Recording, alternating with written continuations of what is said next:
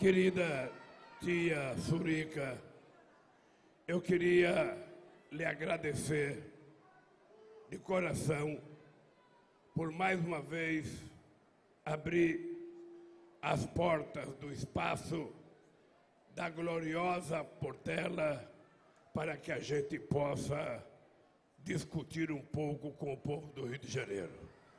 Eu quero agradecer a todas as pessoas que participam das escolas aqui no Rio de Janeiro, inclusive agradecer os companheiros da Império Serrano que estão aqui de corpo presente.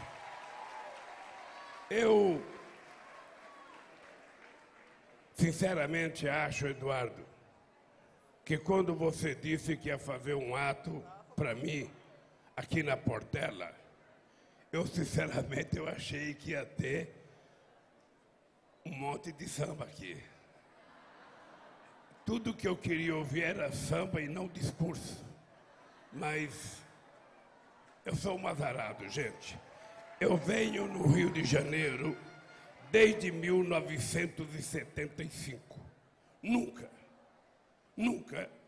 nem quando o Eduardo era prefeito, quando o Sérgio Cabral era governador, quando o Brizola era governador, sabe? Nunca me levaram para uma praia. Eu nunca consegui colocar o pé numa praia do Rio de Janeiro, porque eu só venho para cá para reunião, só venho para cá para discurso. Ou era reunião com sindicalistas ou reunião. Agora eu estou na Portela, gente. Eu vi ali as porta-bandeira. Eu vi ali um monte de gente, eu vi uma parte da bateria, eu falei, pô, nós vamos entrar lá e vamos ver uma exposição da grandiosidade do samba da Portela. Não, discurso. Bom, mas já que é para fazer discurso, vamos aqui, eu vou conversar com vocês um pouco. Eu vou conversar porque essa semana a gente tem... Essa semana encerra a campanha. Ela encerra, na verdade, dia 29, com o debate da Rede Globo de televisão. Debate que eu quero participar, porque eu gosto de debate. Mas os debates estão ficando difíceis, porque, sabe, tem pouca gente com condições de disputar as eleições, e eu vou lá disputar com 5, que só tem um objetivo, me atacar, porque eu estou em primeiro lugar. Mas eu quero ir no debate, porque eu não quero conversar com eles. Eu quero aproveitar o espaço na televisão para conversar com vocês. Ontem, por exemplo, eu não fui no debate do SBT, porque eu tinha marcado antecipadamente 2 comícios, um na Zona Leste, em São Paulo, e um na Zona Sul, e eu não poderia faltar, porque era compromisso antigo, e eu preferi, e eu também tinha um compromisso com o Eduardo Paes, que tinha me prometido fazer uma festa maravilhosa para mim aqui no Rio de Janeiro.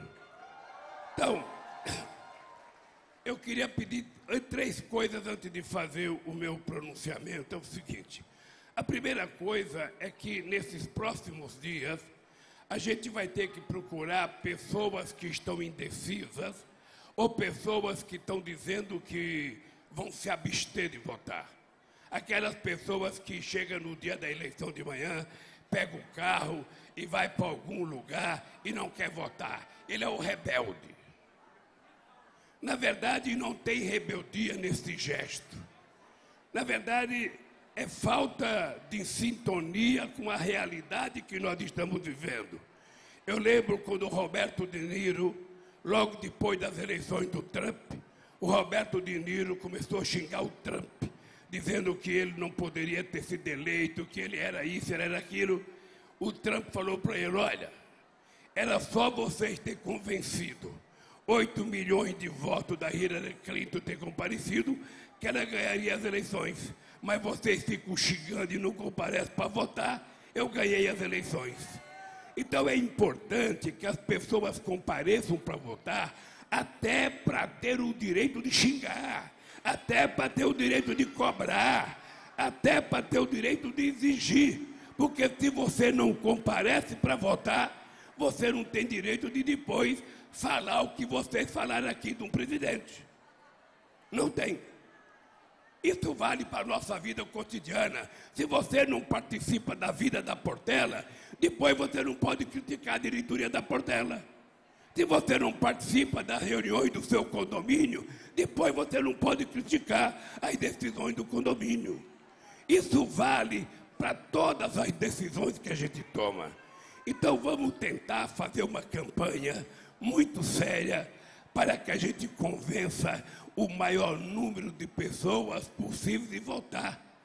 E, inclusive, ficar alerta, porque esse maluco que está lá, ele é capaz de fazer com que muitas empresas tirem ônibus de circulação para o povo não ir votar. E a gente vai ter que votar a pé se for necessário. A gente vai ter que votar de qualquer jeito, porque nós precisamos tirá-lo de lá. Não é o Lula que quer tirar ele de lá. Quem precisa tirar ele de lá é o povo brasileiro. Porque a gente está com saudade da democracia. A gente está com saudade das coisas que nós aprendemos a fazer. Eu estou vendo aqui o neto do Brizola, o Leonel. Se o Brizola estivesse aqui, o Brizola estava junto conosco aqui, pedindo fora Bolsonaro. Eu tenho certeza disso. Eu tenho certeza absoluta que o Brizola estaria do nosso lado.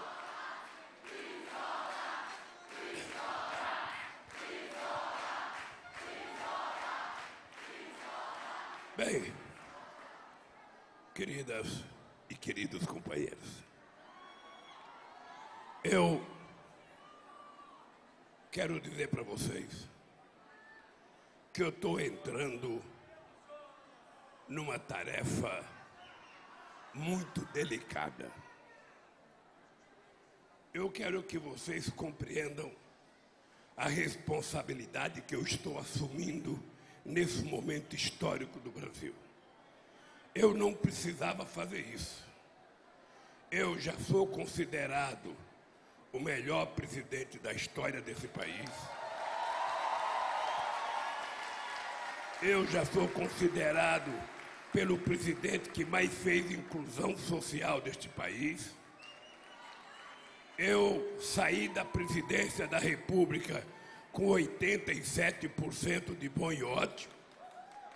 Eu tenho orgulho porque eu duvido que em toda a história republicana teve um presidente da República que colocou a quantidade de investimento que nós colocamos no Rio de Janeiro. Duvido que tenha, pode pesquisar. Então, veja, eu fui vítima da sacanagem que vocês sabem o que aconteceu. Fui vítima da maior sacanagem histórica que um ser humano fizeram com Getúlio, que levaram ele a se matar. E eu resolvi que não vale a pena morrer pelas mentiras dos nossos adversários. A gente pode morrer em defesa da nossa soberania e em defesa do nosso povo. E eu então, resolvi ir na Polícia Federal e ficar lá. Porque eu queria desmascarar. Era preciso desmascarar. E a gente só desmascara quando a gente reage. Tem gente que é acusado, uma acusação, a pessoa já se esconde. Se sair uma notinha no jornal, tem gente que passa um mês sem sair de casa. Eu tive 13 horas de Jornal Nacional falando mal de mim em 9 meses. Eu tive 59 páginas de todas as capas das revistas. Tive 680 primeiras páginas de jornais me esculachando. E eu não só provei a minha inocência, como eu provei a culpa do Moro e a culpa do Dallagnol. Hoje eu sou o único culpado do mundo. E o crime que eu cometi para ser culpado é que eu virei inocente. Eu sou culpado de ser inocente. Vivaldo Barbosa, você que é um grande advogado, que já foi secretário de Justiça aqui no Rio de Janeiro, que foi deputado constituinte dos bons, não foi? Então, companheiro, é o seguinte, você precisa me dizer se eu fui absolvido ou não, se eu estou livre ou não, porque o Moro fala que não. Outro dia eu ouvi o Ciro falando que não, ele não foi absolvido.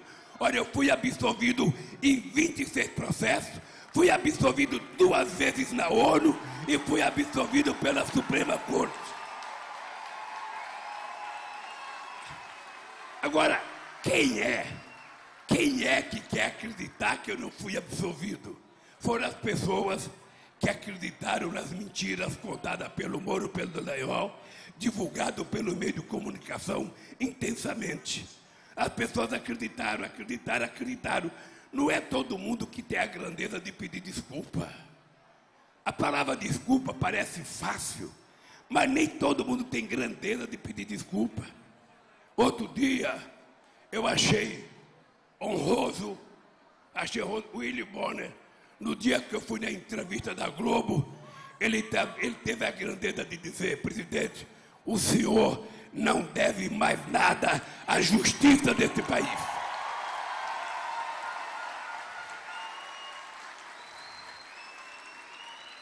E quem deve são eles a mim. Porque em algum momento o Estado vai ter que devolver e me pagar os prejuízos que eles causaram na minha vida. Eles sabiam, eu não tinha nenhum problema de ficar lá, Salomão. Não tinha nenhum problema. Até porque eu já tinha sido preso em 80, fiquei 31 dias preso.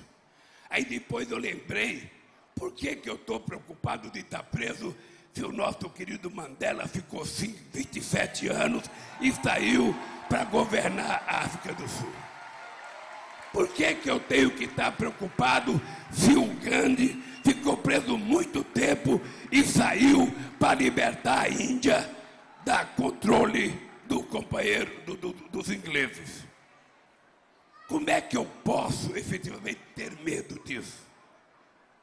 Martin Luther King já foi preso. Muita gente boa já foi preso. E eu fui preso para provar a minha inocência.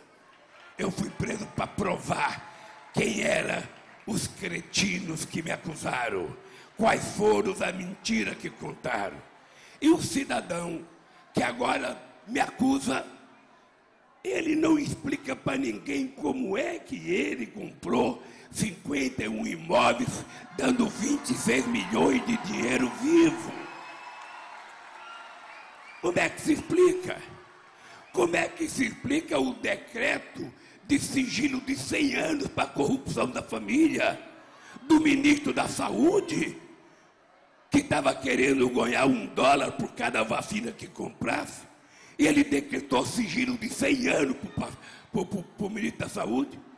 Aliás, ele decretou sigilo para o cartão que a presidência tem para comprar as coisas. Qual é a diferença do nosso governo? Do nosso governo, a gente tinha o portal da transparência, que você poderia saber o centavo que era gasto em tempo real, e a gente tinha o lei de acesso à informação, que qualquer brasileiro poderia saber, se quisesse, até a qualidade do papel higiênico que a gente utilizava na presidência. A corrupção no nosso governo, ela apareceu porque a gente tirou o tapete da sala. Porque a única forma de aparecer é você tirar o tapete da sala e fazer as leis para que você possa controlar. Quem é que fez o COAF funcionar? Quem é que fez o CAD funcionar? Quem é que criou o Ministério da CGU, que a gente colocou um cara como o Valdir Pires, a qualidade dele, e depois do Jorge Riach, para controlar os gastos do governo? Quando a gente é sério, a gente não tem medo. Eu reuni o meu governo e eu dizia: olhe, todo mundo é inocente até prova em contrário. O único jeito de você não ser investigado é você não fazer bobagem. Se fizer bobagem, vai ser investigado. Vocês estão lembrados que eu tirei uma ministra por causa que ela fez uma compra, acho que de 3 ou 4 reais no cartão. E eu achei que ela não deveria ter feito. E pedi para ela, sabe, sair do governo. Agora, esse cidadão tentar passar para a sociedade a ideia que é honesto. Tentar passar a ideia que os filhos dele são honestos. Tentar passar a ideia que o Queiroz é honesto. No meu tempo, eu não queria controlar o Ministério Público, não. O Ministério Público foi livre para processar a hora que quisesse quem quisesse.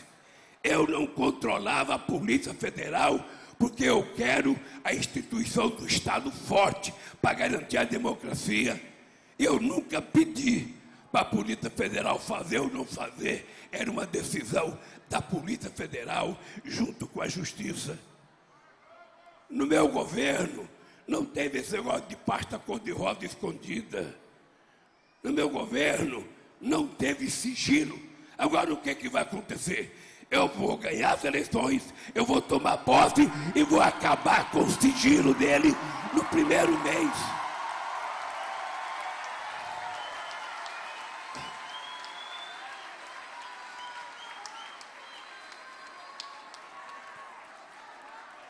É simples assim. Ele fez por decreto sigilo, eu vou decretar o fim, Vivaldo Barbosa. Fim do sigilo. Quem não tem medo e quem não deve, não teme. Então o seu Bolsonaro precisa parar de ser garganta, precisa parar de ser arrogante e precisa saber que ele tem contas a prestar.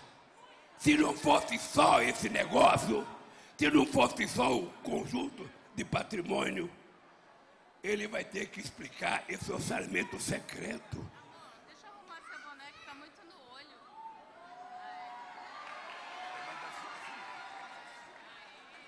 Então ele vai ter que explicar algumas coisas, não para mim, para a sociedade brasileira ele vai ter que explicar. Por que orçamento secreto? Se orçamento é para fazer o bem da sociedade, ele tem que ser público.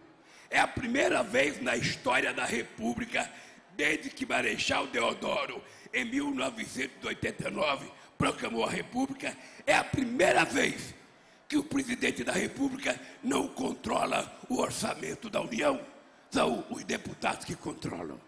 Significa que ele não tem nenhuma moral diante do Congresso Nacional. E, obviamente, que nós vamos esperar que sejam eleitos muitos deputados e senadores de muito boa qualidade para a gente mudar essa história do orçamento secreto. Agora, eu quero que vocês saibam que eu não quero ser presidente da República para ficar com picuinha que nem ele. Eu vou fiscalizar. Eu vou investigar. Porque não sei quem tem caixa preta, não sei das contas e tal. Eu quero ser eleito para governar e recuperar o direito do povo trabalhar, comer, estudar, ter acesso à cultura, ao lazer, ter acesso a uma casa, sabe? Acabaram Minha Casa Minha Vida, o que foi colocado no lugar? Casa verde e amarela. Quem é que já comprou uma desgraçada de uma casa verde e amarela? Eu vou voltar a fazer o Minha Casa Minha Vida e vocês podem pintar da cor que vocês quiserem. Podem pintar de verde e de amarela, mas se quiser pode pintar de azul, de vermelho. Uma casa vermelha ficaria bonita. Mas veja, outra coisa, acabaram com a carteira profissional. Acabaram com a nossa carteira profissional velha e criaram a carteira verde e amarela. Cadê o emprego da carteira verde e amarela? Na verdade, o que eles criaram foi o crescimento da economia informal. Milhões de trabalhadores trabalhando sem registro em carteira, sem direito à previdência social, sem direito às férias, sem direito a descanso semanal remunerado, sem direito sequer de descansar no final do ano. Isso não é trabalho, isso é escravidão. E a escravidão acabou em 1888, na teoria, porque a escravidão hoje está travestida de preconceito contra pobres e contra os negros desse país. Então nós vamos ter que fazer um ajuste na questão trabalhista. Nós vamos ter que repactuar a relação entre capital e trabalho. A gente não quer tudo como era antes, porque mudou muita coisa. Mas a gente também não quer ficar sem calça e sem cueca no meio da rua. A gente quer ter direito. A gente quer ter direito. E queremos emprego com o trabalhador legalizado.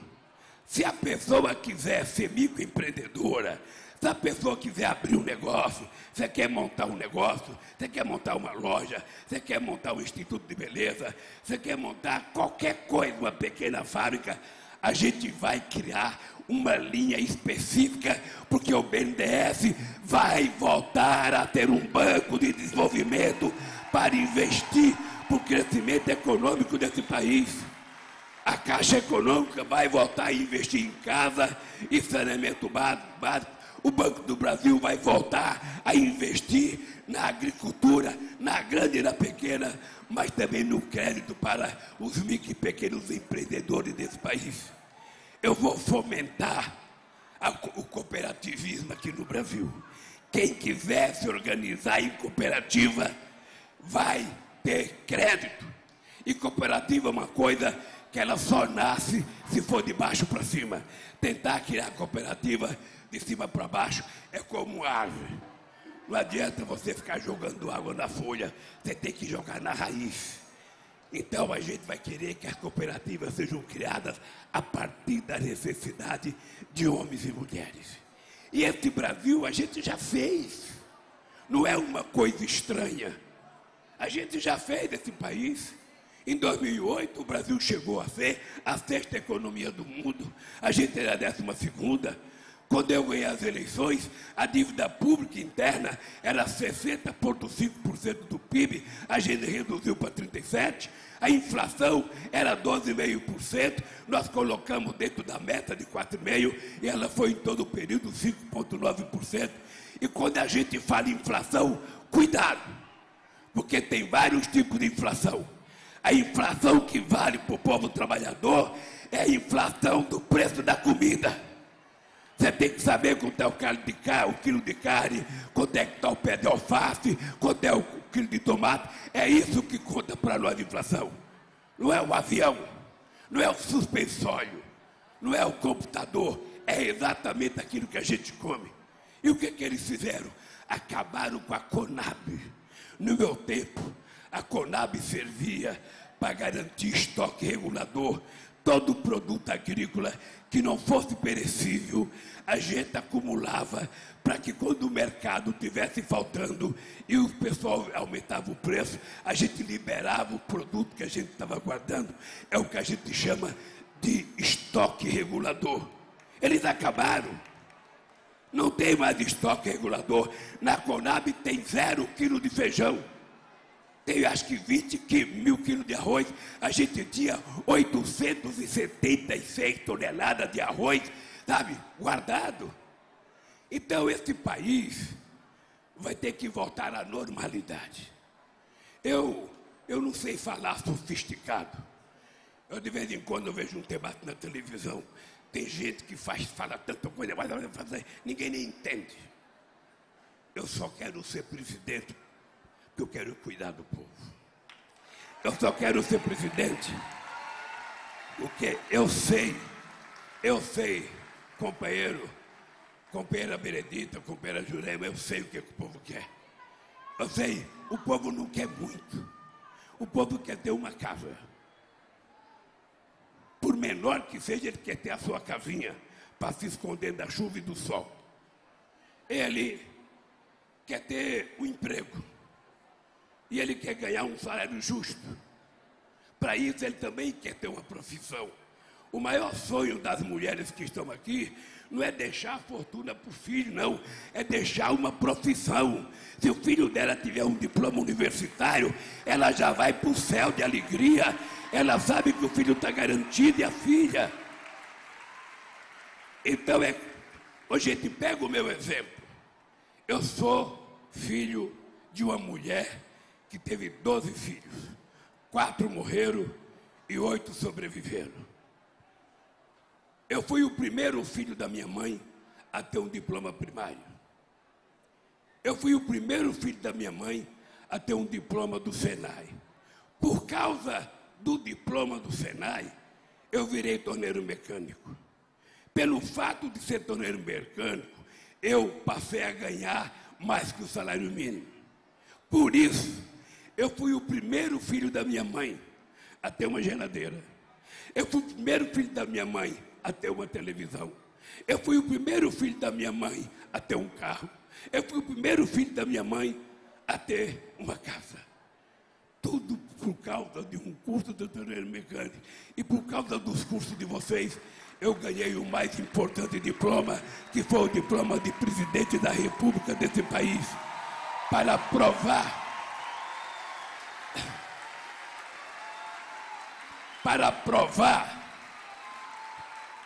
provar que um trabalhador metalúrgico tem mais capacidade de cuidar do povo do que a elite brasileira cuidou desde que ela governa esse país.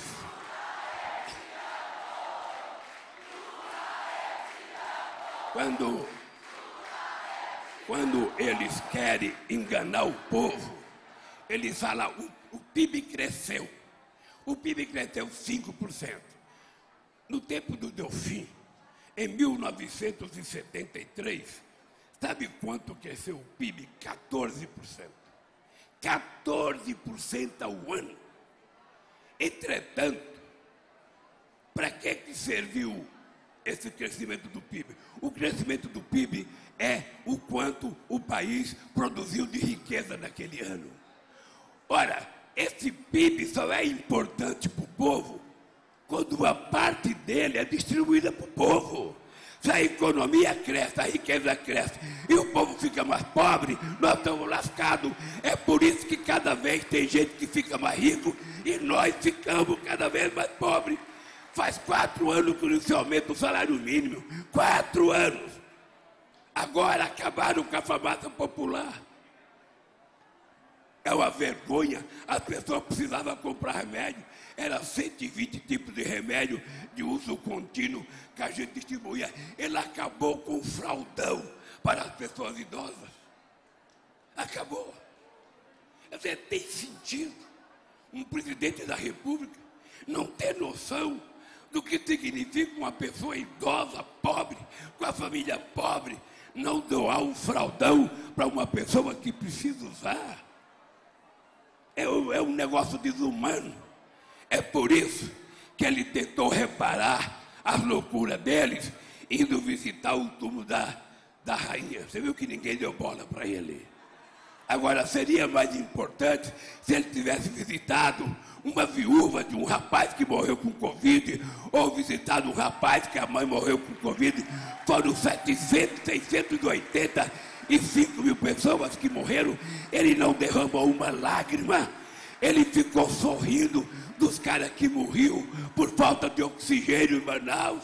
Ele ficou fazendo, sabe, como se estivesse morrendo. Como é que é possível um presidente da República dizer que tomar vacina vira jacaré? O pastor que segue ele não pode ser pastor, não acredita em Deus, não pode falar em nome de Deus.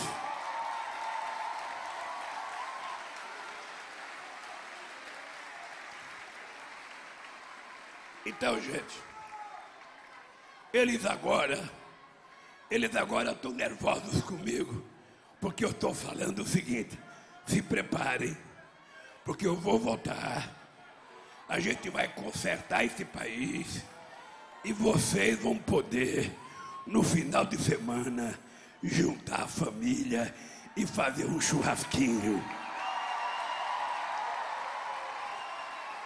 E eu fico com água na boca quando eu digo: a gente vai tirar uma fatia da picanha com um pouquinho de gordura, colocar na farinha e tomar um copo de cerveja gelado. É tudo que a gente precisa para ser feliz. A gente não precisa de grandes coisas, nós precisamos das coisas simples. O que é que uma mãe deseja? Que o filho esteja com saúde, que o filho possa se vestir decentemente para a escola, que o filho possa ter um sapatinho novo. Ô, gente, quando eu criei o Bolsa Família, eu encontrei uma avó. Eu encontrei uma avó que foi o Lula. Antes do Bolsa Família, eu tenho 2 netas. Eu comprava um lápis de cor e era obrigado a cortar no meio para dar metade para cada neta.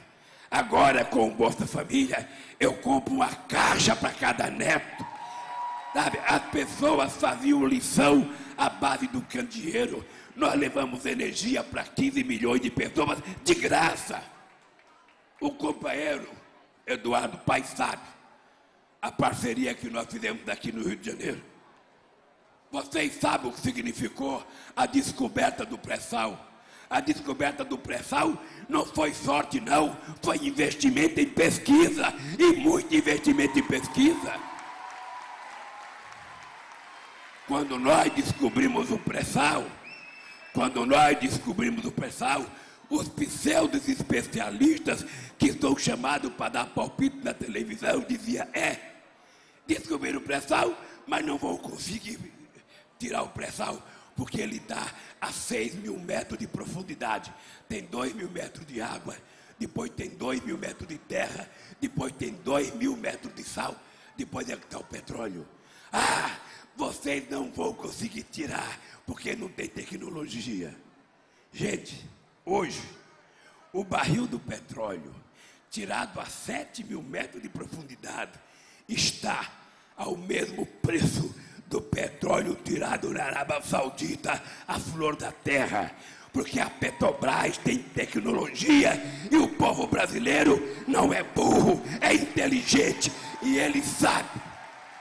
Quando ele tem chance de estudar, os nossos pesquisadores não pedem para ninguém. A Petrobras é a maior empresa, de prospecção em águas profundas. Quando eu tentei dizer que ia fazer sonda aqui, não pode fazer sonda porque não tem tecnologia. Sei quem faz é a Coreia, quem faz é a China. Porra, nós vamos fazer aqui. Sabe? O Brasil não sabe mais fazer navio, nós vamos fazer navio aqui. E ainda criamos o conteúdo nacional. 65% do navio tinha que ser fabricado por empresa nacional. Eles acabaram. Eles estão acabando com tudo. É por isso que eu preciso de vocês. Não é eu, não. Nós precisamos voltar a governar esse país, para a gente poder transformar esse país num país soberano. A gente vai ter que dizer para a sociedade, não vai ter mais invasão em terras indígenas e pronto. A gente vai ter que dizer, não vai ter mais garimpo ilegal e pronto. A gente vai ter que dizer, que não precisa desmatar a Amazônia. A nossa inteligência e a ciência está mostrando que se a gente preservar a Amazônia, se a gente souber explorar aquele ecossistema, explorar a biodiversidade, a gente pode ganhar muito mais do que derrubar uma árvore. A gente não precisa, nós temos 30 milhões de pastos degradados nesse país. Se a gente recuperar essa terra degradada, a gente pode produzir o dobro do que estamos produzindo hoje. Esse país precisa apenas de ordem. Eu digo para vocês que no meu governo não tem mágica. Tem 3 palavras mágicas. Primeiro, credibilidade. O presidente tem que ter credibilidade para quando ele falar, a sociedade entender e compreender que é sério. Ele tem que garantir estabilidade, até para os investimentos estrangeiros. E ele tem que ter previsibilidade. Ninguém pode ser pego de caça curta. Essas 3 palavras é que baliza o bom estado do país. Aí o dólar vai baixar, a gente vai ter um câmbio justo na hora que a gente tiver credibilidade aqui dentro. Gente, não venha aqui. E quero dizer para vocês, acabou o teto de gasto quando eu for presidente da República.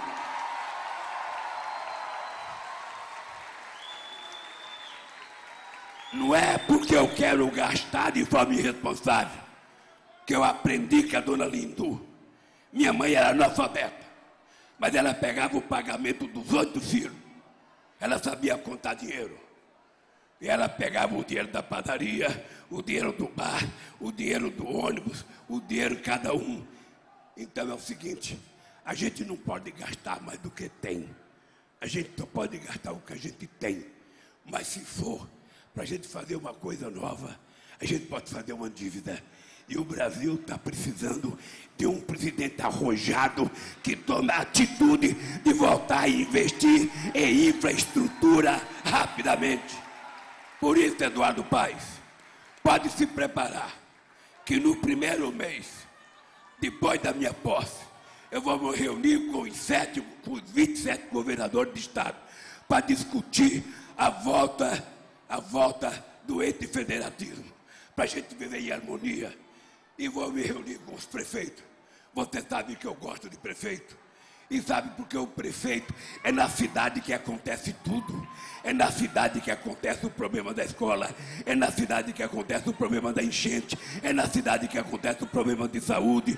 É na cidade que a pessoa pega ônibus. Então, nós temos que cuidar das cidades.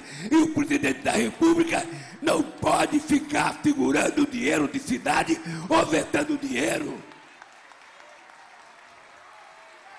Então, companheiros e companheiras, eu quero terminar dizendo para vocês, nessa semana que falta, porque hoje já acabou, eu queria que vocês, primeiro, não aceitassem provocação. Não precisa aceitar provocação. Segundo, que vocês visitassem parentes de vocês, pessoas que têm dúvida, para a gente convencer e conversar um pouco sobre o Brasil. Terceiro, não vamos nos preocupar em tentar convencer um fanático como eu, vascaíno, a torcer para o Flamengo. Não vai dar certo. Então não vamos tentar convencer um fanático bolsonarista a votar na gente. Deixa ele ser comido pelo verme bolsonarista. Nós não vamos. O que nós temos é conversar com milhões de pessoas que estão indecisas, com milhões de pessoas que pensam em se abster. Nós temos que conversar com companheiro e companheira. Vá na urna votar para você tomar conta do seu país, para você tomar conta do Brasil. E eu vou precisar de vocês. A gente vai voltar a sorrir. A gente vai voltar a ter esperança. A gente vai voltar, sabe, nós vamos acabar com esse negócio das armas. Que porra de comprar arma por decreto? Por que não faz decreto para dar comida? Por que não faz decreto para alfabetizar todo mundo? Por que não faz decreto para pagar o piso dos professores? Por que não faz decreto para pagar o piso da enfermagem?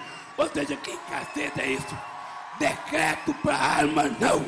Nós vamos fazer decreto para distribuir livro didático para todas as crianças que estão no ensino médio desse país. Quando eu era presidente da República, o MEC era o maior comprador de livros do mundo. Então, a nossa arma vai ser o conhecimento. A nossa arma vai ser o conhecimento.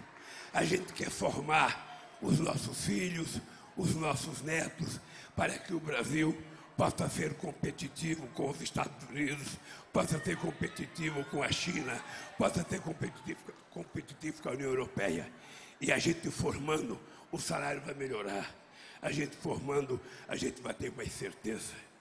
E aí, vamos parar com essa estupidez de querer privatizar a Petrobras. Vamos parar com essa estupidez. Eu não posso, faltando 7 dias para as eleições, dizer que eu vou rever muitas coisas que foi feito. Não posso dizer porque seria irresponsabilidade minha.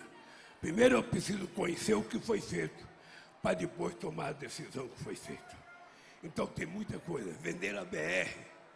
Vender a BR com o argumento de que, olha, a BR tem um monopólio, o preço, sabe, está muito caro por causa da BR. Se a gente abrir e tiver mais empresa, vai baratear. Sabe quantas empresas têm importando gasolina hoje dos Estados Unidos? 392 empresas importando gasolinas a preço de dólar sem pagar imposto nesse país.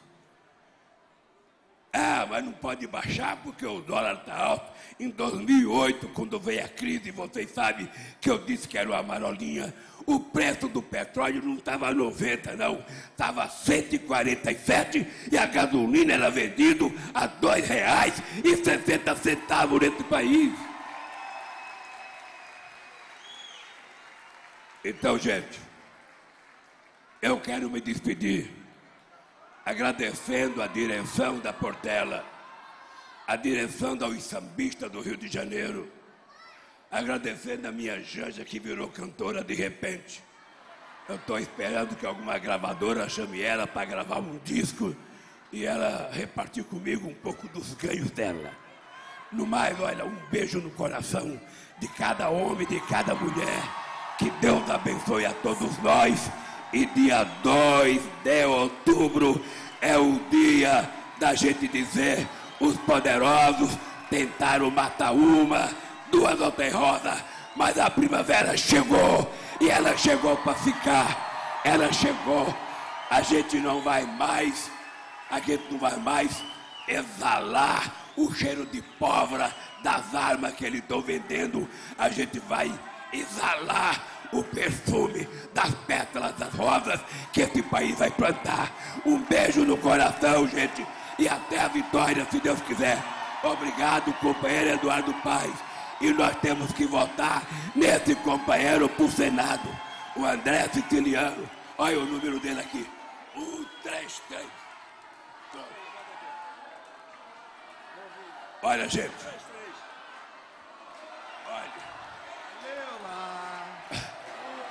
O meu senador aqui é 133. Os deputados, você vota em todos os deputados que vão votar com a gente. Porque nós vamos precisar de deputado. O Eduardo Paes sabe que os deputados que ele está apoiando, se for eleito e depois votarem contra o governo lá, vai ter um cacete entre nós aqui. Então, é para votar nas pessoas que vão votar com a gente. No PT, no PSB, no PCdoB e nos outros partidos que estão, o PSD. O PSD é engraçado. Eu sei, mas você tá. Tem outras pessoas que estão. O Otto na Bahia está também. Esse dia eu fui no comício em Minas Gerais. É o único candidato a governador que o Kassab tem. E eu convidei para ir, ele não quis ir. Eu convidei o Pacheco, que é o senador de Minas Gerais. Ô, cara, vamos para Minas. Você não tem que falar o meu nome, fala só o nome do Calil. Então, eu acabo de eleger o Eduardo Paes, o melhor filiado do PSD e o melhor aliado meu.